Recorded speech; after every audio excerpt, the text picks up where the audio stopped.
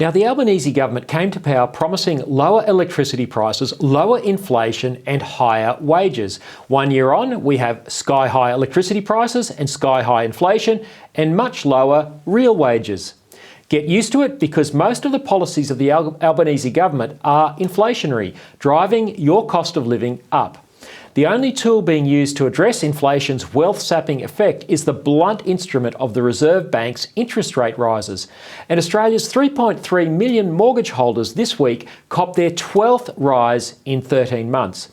It's not good enough that the RBA is the only player on the inflation-fighting field. The burden of bringing this under control must be shared by more people than those with home loans.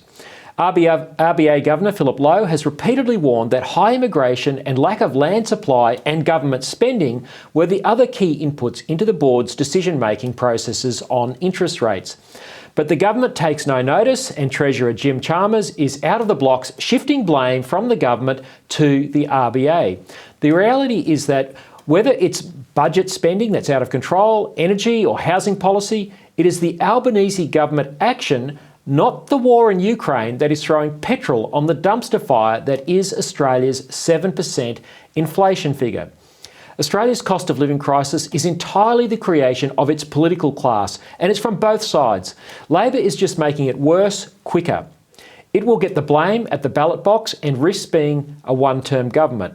Here's why it is hurting you. Let's start with the housing affordability crisis. Basic economics of supply and demand tells us that a lack of supply, in this case land for development and houses for sale or rent, will result in higher prices. That's just logical.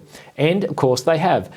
Instead of making things better by working with state and local governments to cut red tape and fast-track land release, the government will bring 315,000 new migrants in the next 12 months, with more to come in the following year. Now that's a city almost the size of Canberra each year for the next 2 years. There's nowhere in Sydney or Melbourne where most of these people will go for these people to live, to get healthcare and to drive cars and use public transport. The way to ease the housing affordability crisis is not to pull a public policy lever that makes less housing available, which is what the government has done. But here we are. No wonder the kids can't afford to buy a home and have little hope as rents keep rising. Immigration, of course, is no bad thing, but we must plan for it. And sadly, this is not happening. Like the housing crisis, the electricity price crisis is entirely politician-caused. A good way to bring inflation down would be to bring down the cost of electricity, but both sides of politics have demonised coal and gas, banned uranium, subsidised windmills and solar panels, and forgotten to make sure we had a backup plan for night times and windless days. It seems that every week an energy expert warns that the East Coast is facing blackouts and further price hikes. This week it was the turn of the head of Energy Australia, Mark Collett. He said the power grid on the East Coast was precarious. Is anyone awake yet? How does this happen in a modern country like Australia?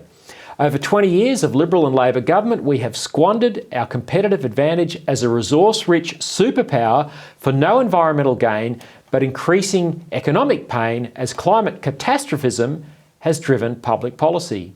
Now, the people in the suburbs, they're the ones that are paying for this elite virtue signalling.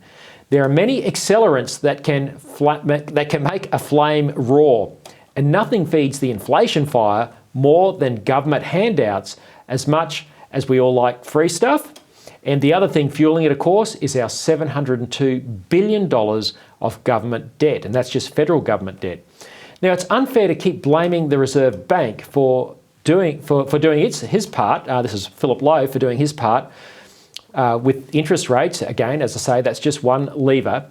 When the Treasurer, Jim Chalmers, throws $14 billion in borrowed money at households to help them pay for the cost of living crisis that he and his predecessor government has caused.